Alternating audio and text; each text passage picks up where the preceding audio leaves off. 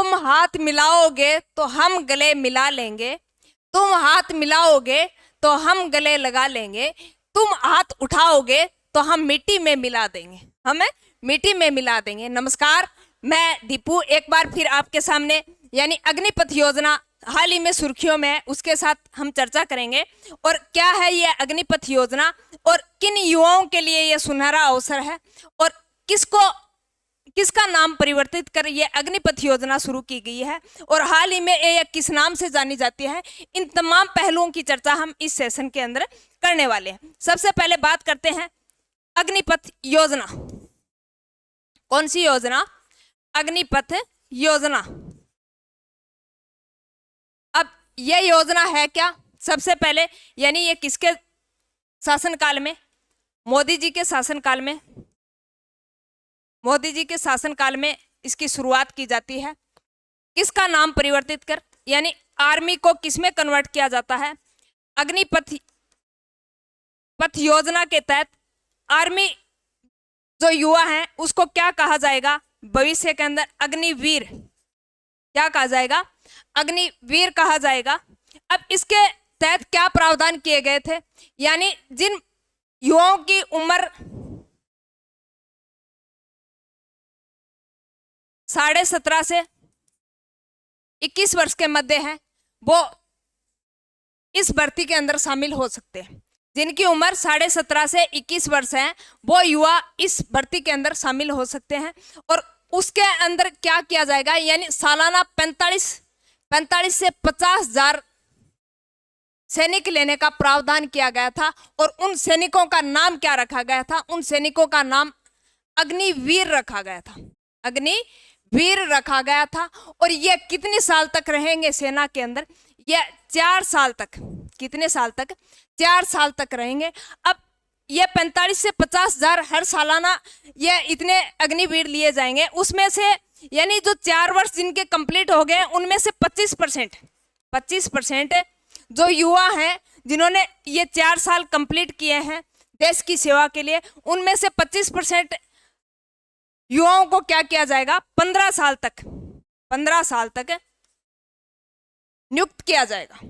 इन्हीं युवाओं में कौन से जो 45 से 50,000 युवा लिए गए थे 4 वर्ष के लिए, उनमें से 25% सिलेक्ट किए जाएंगे और बाकी जो 75% युवा हैं उनको क्या कर दिया जाएगा? घर भेज दिया जाएगा। कौन सी योजना के तहत?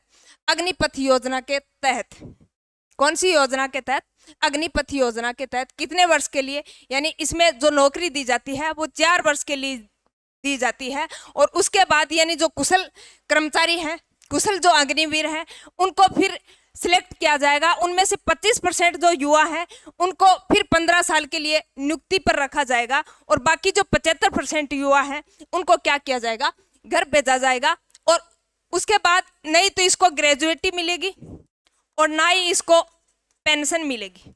जो 75% युवा हैं जिनको घर भेजा गया है उनको ना ही तो पेंशन, ना ही कोई ग्रेजुएटी, ना ही इनके किसी भी प्रकार के कोटे का प्रावधान किया गया है। किसी भी नौकरी में कोई कोटा नहीं। यानी ये सिर्फ और सिर्फ क्या करेंगे? 4 साल देश की सेवा करेंगे। और इन्हीं को यानी इनको ट्रेनिंग तो कम दी जाएगी और इन्हीं को क्या भेजा जाएगा? बॉर्डर पर अग्रिम पंक्ति में इन्हीं को रखा जाएगा। बॉर्डर की अग्रिम पंक्ति में इन्हीं को रखा जाएगा। यह योजना थी अग्निपथ योजना। अब हाल ही में चर्चा में क्यों है? आपको पता है साथियों, भारत एक लोकतंत्र देश है और अभी हाल ही में 18वीं लोकसभा के चुनाव हुए हैं। और चुनाव के अंदर यानी पूर्ण बहुमत किसी को नहीं मिला, कांग्रेस को भी नहीं मिला और एनडीए को भी नहीं मिला। अब बात करें यानी गठबंधन की सरकार बनने जा रही है, जो यानी कल शपथ ग्रहण समारोह है और हमारे तीसरी बार प्रधानमंत्री बनने जा रहे हैं नरेंद्र सिंह जी मोदी। अब इसमें चर्चा में क्यों आई? यानी पूर्ण बहुमत है नहीं। अब नीतीश कुमार है बिहार के मुख्यमंत्री और चंद्रबाबू नायडू, इनकी मांग है कि इस अग्निपथ योजना में कोई नया प्रावधान जोड़ा जाए या फिर इस योजना को ही समाप्त किया जाए। वापस क्या किया जाए? यानी आर्मी भर्ती, युवाओं के लिए आर्मी भर्ती की जाए या फिर इसमें कोई संशोधन किया जाए, नया कुछ प्रावधान किया जाए ताकि बच्चे का भविष्य है वो अच्छा बन सके।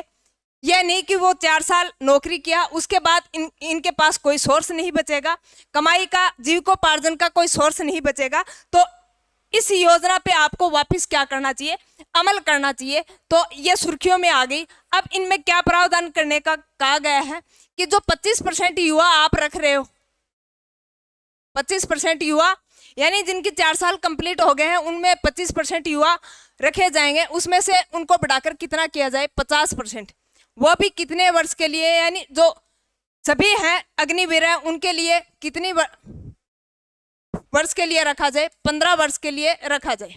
कितने वर्ष के लिए, 15 वर्ष के लिए रखा जाए। और साथ ही इनकी जो आयु है यानी 17.5 से 21 वर्ष, उसको बढ़ाकर कितने की जाए, 23 वर्ष की जाए। कितनी वर्ष की जाए, 23 वर्ष की जाए। और साथ में अगर यह यानी 15 साल बाद जब रिटायरमेंट हो तब उनके लिए कोई विशेष कोटे का प्रावधान किया जाए, विशेष कोटे का प्रावधान किया जाए ताकि बच्चे का भविष्य है वो खतरे में ना हो। इनके जीविकोपार्जन के लिए अच्छे संसाधन की व्यवस्था की जा सके।